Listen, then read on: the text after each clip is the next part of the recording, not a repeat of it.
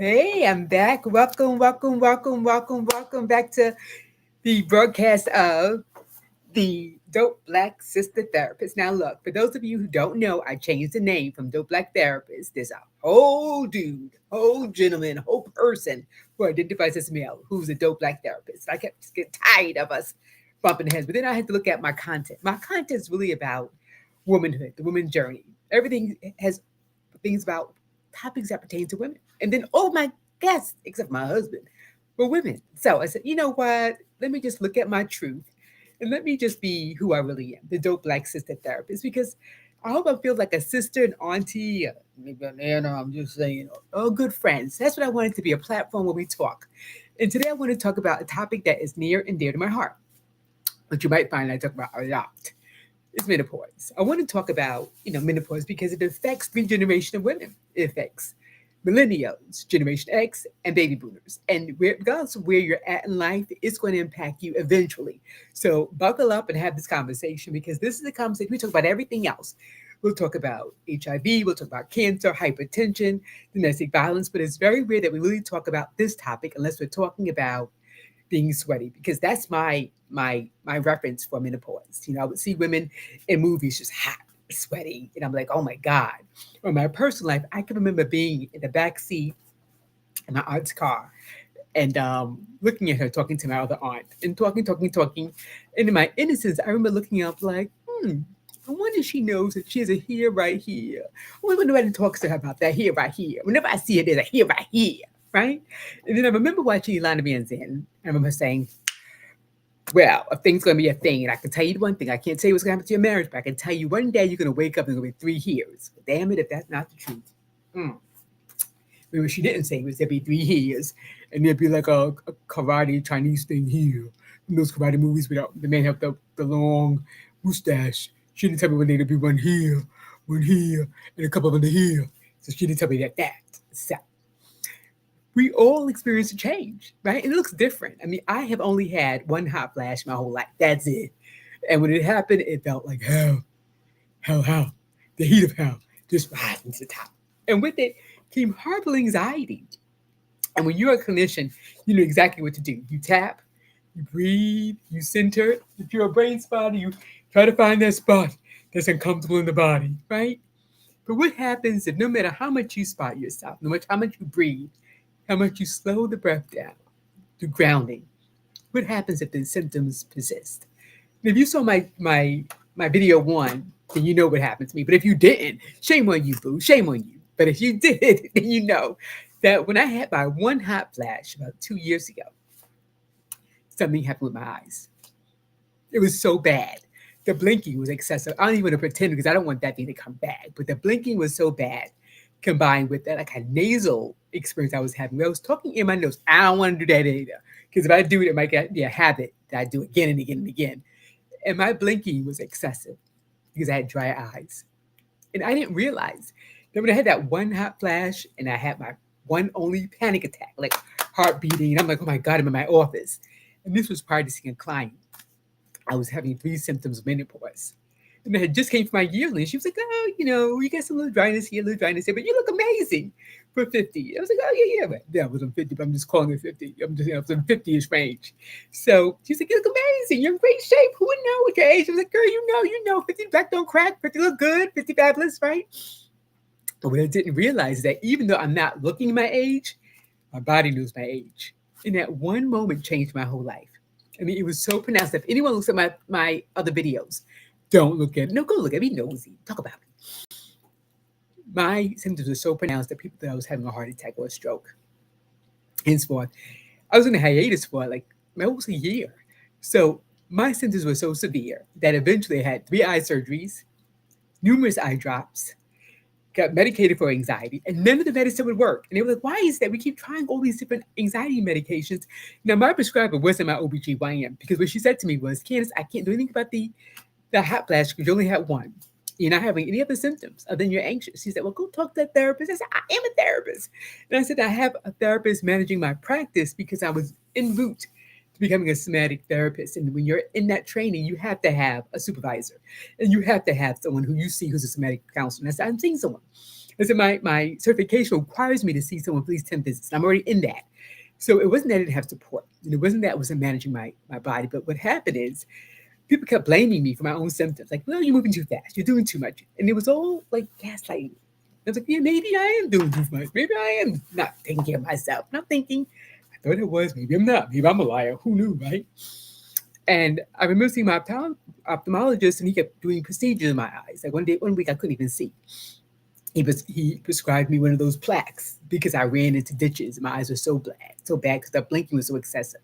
I became light sensitive. And I remember saying to a client with this high pitched voice, and my eyes were blinking, he was like, "You got bad nerves." And I was like, "You got bad nerves?" He said, "You don't think you got bad nerves?" I was like, "No, I got dry eyes." Anxiety was off the hook. So I want to talk about that because fast forward on the right medication, hormone medication, I don't really take anxiety medication anymore. Not saying people don't take it. I'm just saying my symptoms were menopause related, which created the anxiety. My dry eyes weren't because of like sensitivity. It was because of hormonal shifts, caused me to have dry eyes and dry skin. So for a lot of people, we don't get diagnosed. We get gaslighted, we get minimized, we get talked at, and then we talk out of ourselves. I'm a whole master degree woman. I've been in the field for 30 years. But even I became marginalized and minimized because I allowed someone who felt like a friendly vagina friend, my OBGYN, that's what I call my friendly vagina friend who I paid to look into my vagina, minimize my symptoms. And when she did give me a patch, like 2 months ago, it's because I lied and said, "Oh, I'm having hot flashes." What that came from, a client of mine told me, "Oh, I feel so much better. I'm taking the patch." And I was like, "Well, hey, maybe I need to be on the patch." The patch she prescribed me did a little bit of relief. But it took a friend of mine to say, "Hey, you're doing a lot of blinking. Maybe that's menopause. Go see this place called Midi Health online." And then this woman looked at me and said, "Oh, that's menopause." And within 24 hours of taking the medication, it stopped. Now, it might not happen for you, but what does happen to a lot of us is that we feel as if we're going crazy and that whatever we're thinking is wrong. There's the whole minimization of us. So if doctors minimize us, then how does that translate to the workplace?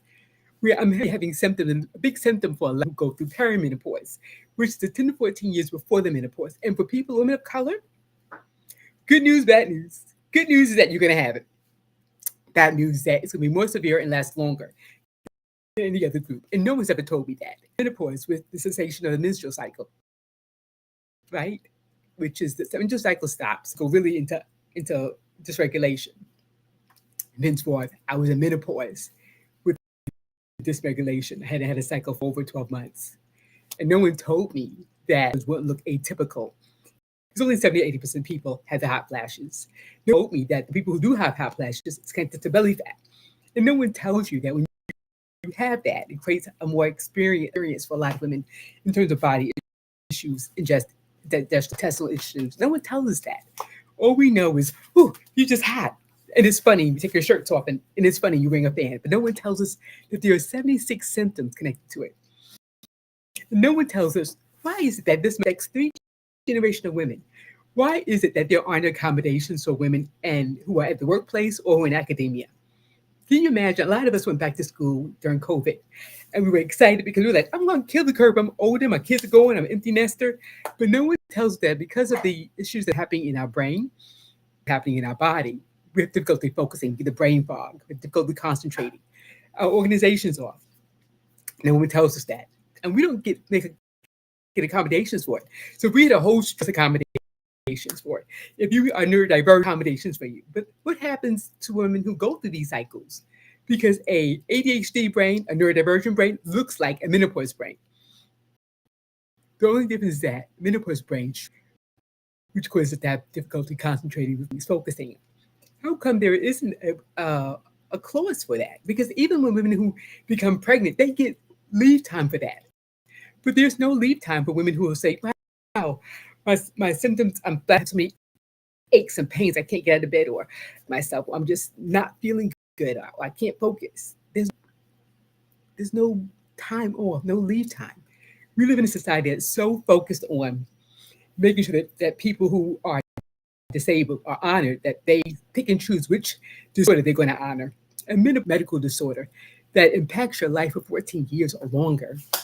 So the question is, why are there no policies for us at the workplace? There are lots of us in the workplace. more women alive than men. Why is it there are no accommodations for this population? There's accommodations for women who are in the hormonal cycle of fertility and reproduction, but what about the accommodations for the women and their partners who are experiencing this? Women who have heart issues, who are having chronic acid reflux, women who just wake up and they just can't move because they're in chronic pain. And what about the caretakers of those women when they're having an episode that's so bad that it paralyzes them?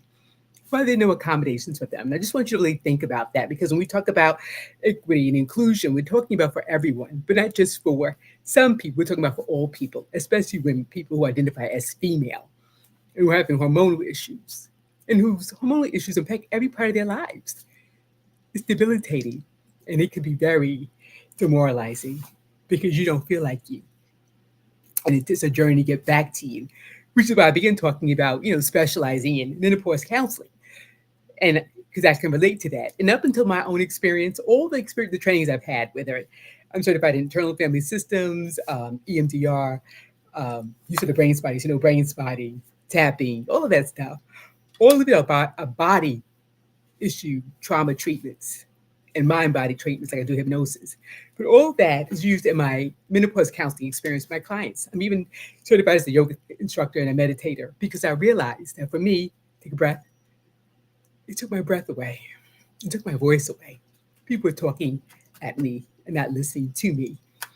And I want to be the kind of person who creates space for people to be listened to.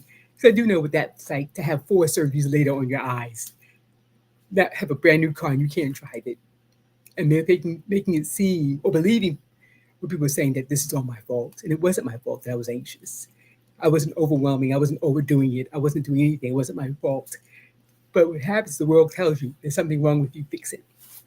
I know I keep forgetting things, fix it. And one of my superpowers is that I know I don't forget things. I've got a memory of an elephant. But can you imagine what happens when an elephant forgets? And as I said, this is a really a life-transforming medical condition that 3 generations of women are going through right now. So why do we not have accommodations? Why is my pain less serious than someone else's pain? Why is my disorder not not deserving of having some leave from work? Or maybe even making accommodations of letting my office be cooler, or giving me an opportunity to take some breaks when needed. And if I'm in school, do I get extra time to do papers because I can't remember, I can't focus? Or if I'm a teacher and I'm having difficulty, do you make accommodations for that? Just want you to think about it. It's been great having this conversation. And welcome back to Dope Black Sista Therapist. Welcome, Queen. Welcome, Queen. And welcome to families and the loved ones and the friends of the Queens.